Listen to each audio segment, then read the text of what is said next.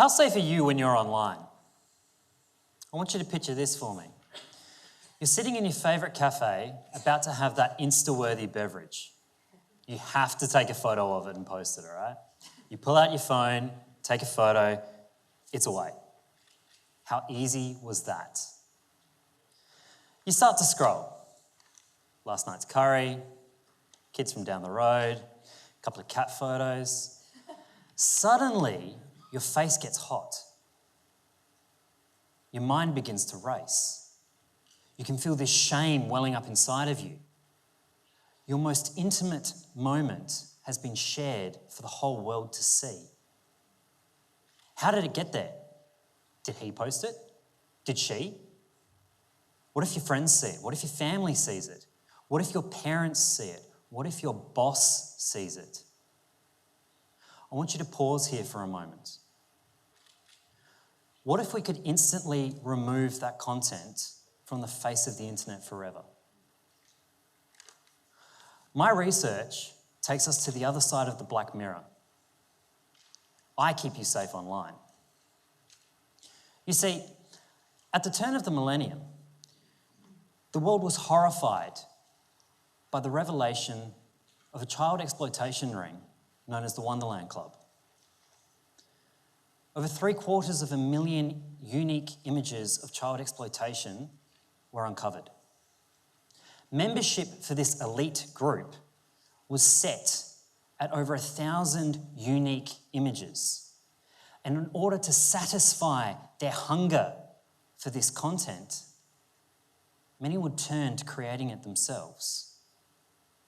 Now, we only know about this group today because of the bravery of one of their young victims. We'll call her Kate. You see, when Kate's vicious rape was recorded and broadcast to the other members of this group via a webcam, she did the unthinkable. She reported it to her mother. Now, this happened in the days before social media, in the days before we had ever heard of YouTube, in the days before the words live stream had ever entered our consciousness. Fast forward 20 years.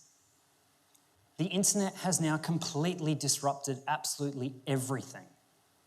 Social medias have taken over. We have a group to share the love of online gaming. We have snaps to delve into the daily lives of celebrities. And that wall, well, that wall just takes over our every waking moment, from when we wake up to even when we're lying in bed with our spouse at night. But you see, that online gaming community has already been used to broadcast the gang rape of a teenager by her best friend. Those snaps are being used to broadcast covert intelligence from behind enemy lines during wars and conflicts that are going on right now. And that wall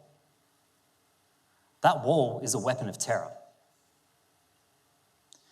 You see, in the hours, days, weeks, and months that have followed the Christchurch terror attack, Facebook have struggled to police their social media. They can't remove the content quick enough. This is a problem that should be easily automated. In fact, one academic by the name of Dr. Hani Farid, in partnership with Microsoft, has already come up with a solution to this problem. They developed a tool called PhotoDNA. And what this tool does is it uniquely profiles images in much the same way that your fingerprint uniquely profiles you. You see, we store this fingerprint in a database, and every time somebody uploads content to the internet, we can compare it to see if we've seen it before. If it's classifiable, objectionable, or illegal, we can just get rid of it before it even touches our servers. My PhD extended this idea. Rather than waiting to see the content online, why don't we remove the cameras that are creating the media in the first place? from just a few discrete images, we could create a profile of the camera and then blacklist that itself. Suddenly, this weapon of terror is disposable. We are denying, degrading, and disrupting the ability for terrorists, crime gangs, and the producers of child exploitation material to do their business online.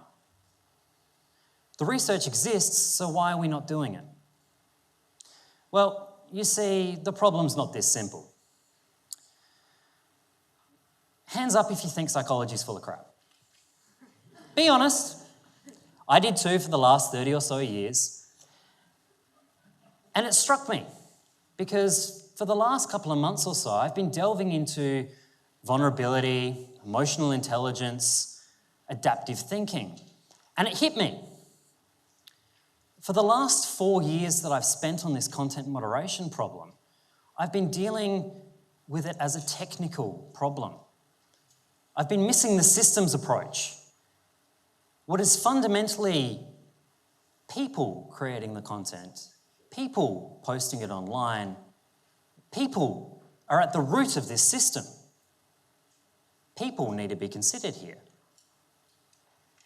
So, if we take adaptive leadership and adaptive thinking, why don't we apply it and consider this problem through that lens? You see, adaptive problems are ones that confront ourselves. They're ones that challenge our core values and beliefs. They're ones that require lots of work, not just on the solution, but on the problem definition itself. You see, if this is a people problem, why then do we challenge our board directors to solve the cybersecurity crisis that we face in our daily lives today to the IT department? If the IT department's core responsibility is to look after and manage our core systems, to install new hardware, to procure that hardware, which, let's face it, has a development cycle of 4 to 8 years, it exists to solve a problem that was around 4 to 8 years ago. It's not going to be here for the problem we're facing here today. If you think about your companies, who's responsible for people and culture? If you answered the CEO, you're correct. But who do they delegate this responsibility to generally? This is why I think that the cybersecurity problem that we face today should fundamentally be on the role of the HR department. Does this mean that I've just wasted the last 4.5 years of my life? No, quite the contrary. You see, technical solutions still have a role to play here in this system. The biggest point that they will do, however, is they only buy us time. They are the triage in our hospital. What we need to do is we need to use that time effectively. And I fundamentally believe that the time that these technical tools buy us need to be spent in the development of new, innovative, adaptive education suites. The future's not going to be solved by technology alone.